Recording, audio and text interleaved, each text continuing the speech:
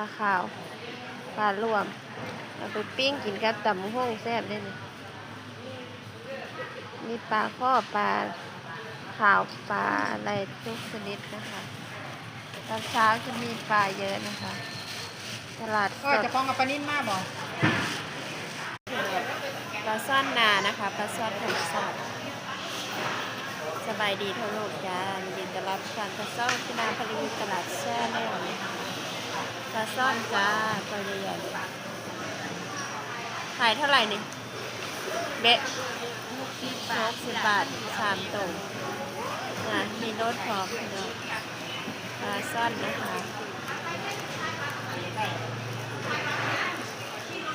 แรงจะได้ต้น ปลาซ่อนเด้อพี่น้องแล้วนั่นก็ได้ขายเบิร์ดละเบ๊มันมาเด้อปลาเข่งก็มีเด้อพี่น้องปลาหน้าแล้วแหละ ปลาหน้าธรรมชาติโหเต้นดำสดๆเลยนะคะ มาใหม่ๆเลยเบ๊ขายถูกๆเลยนะคะทุกคนค่ะ เขาจะหอมกระถาง ของเจ้าของเนาะ เขาหาเอา เจ้าของเองปลาหน้านะคะไม่ได้ซื้อได้หาเองขายเองนะคะเขาพร้อมเริ่มตัวใหญ่มากกิโลหนึ่งบ้านเนื้อ50เนื้อ6 ขีดปลาซ่อน